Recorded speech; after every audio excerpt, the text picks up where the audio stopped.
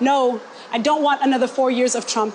I don't want any Republican for president, but I don't want a Democrat either.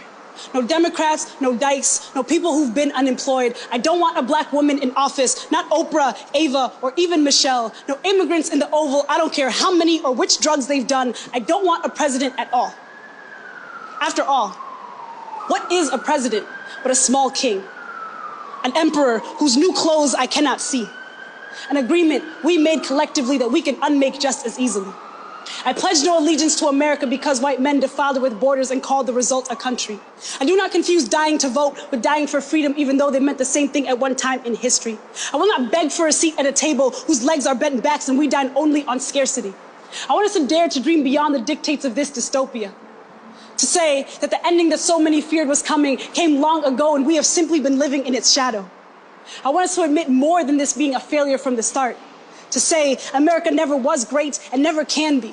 That sometimes the rot is so deep in the root that a pruning does not breed possibility. That the only hope for a harvest lies in the fields being resown entirely. And I want to know why this isn't possible.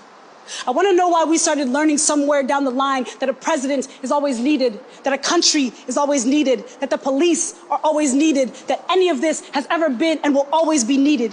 And I want to know how